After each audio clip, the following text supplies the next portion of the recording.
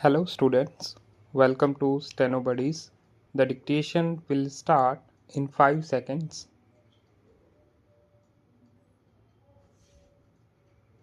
सभापति महोदय, मैं रक्षा मंत्रालय की मांगों का समर्थन करने के लिए खड़ा हुआ हूँ।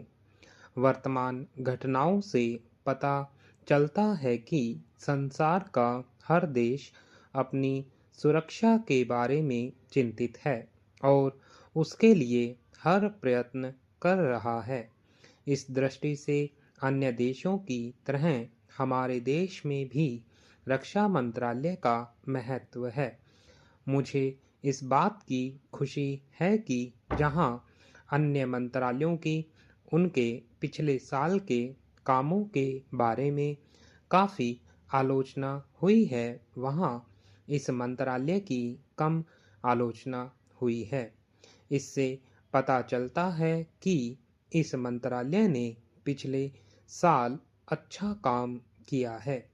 मोटे तौर पर किसी भी देश की सुरक्षा नीति का लक्ष्य यह होता है कि दूसरे देशों, खास तौर से पड़ोसी देशों के साथ मित्रता के संबंध स्थापित हों और हम एक दूसरे के मामलों में हस्तक्षेप न करें।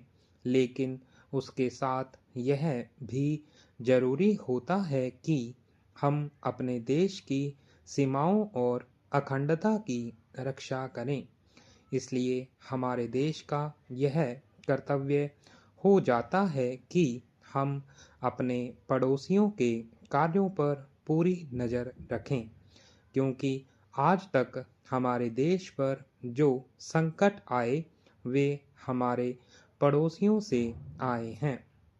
1965 में पाकिस्तान के साथ जो लड़ाई हुई और उसके बाद ताशकंद में जो समझौता हुआ वह सिर्फ कागज पर ही रहा।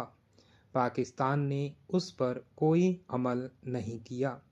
इस दृष्टि से बहुत जरूरी है कि हम अपने देश की सुरक्षा की हर तरह से व्यवस्था करें। हमारा उद्देश्य दूसरों पर आक्रमण करना नहीं है, लेकिन यदि हम पर कोई आक्रमण करे तो हम में इतनी शक्ति अवश्य होनी चाहिए कि हम उसका डटकर सामना कर सकें।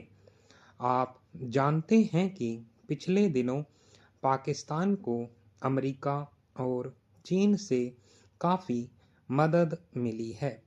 रक्षा मंत्रालय की रिपोर्ट में भी कहा गया है कि पिछले साल अमेरिका ने पाकिस्तान को 1500 करोड़ रुपए की फौजी सहायता दी है।